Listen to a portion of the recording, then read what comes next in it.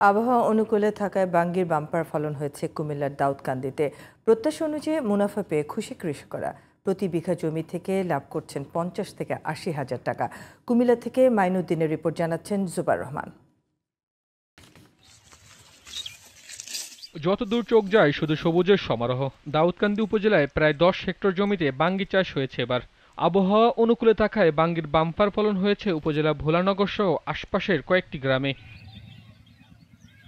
প্রতি বিঘা জমিতে ২০ থেকে ২৫ হাজার টাকা খরচ করে প্রায় ১,২০,০০০ টাকার বাঙ্গি বিক্রি করা যাচ্ছে বলে জানালেন এই চাষি।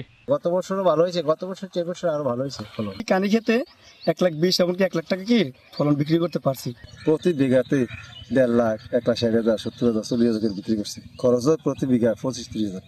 যার কানি খেতে আলু বাঙ্গি লাগাইছি, ভালো লাভবান হয়েছে। বৃষ্টি নেই বেকা, ফলন দিকে ভালো, মোটামুটি ভালো হয়েছে।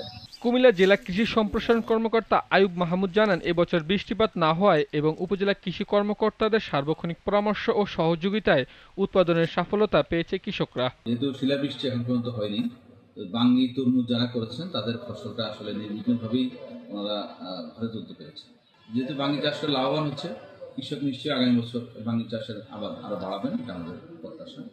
সরকারি সহায়তা পেলে আগামী বছর আরও অধিক পরিমাণে জমিতে বাঙ্গি চাষ করতে পারবেন বলে আগ্রহ চাষিদের। Zubair Rahman, GTV news.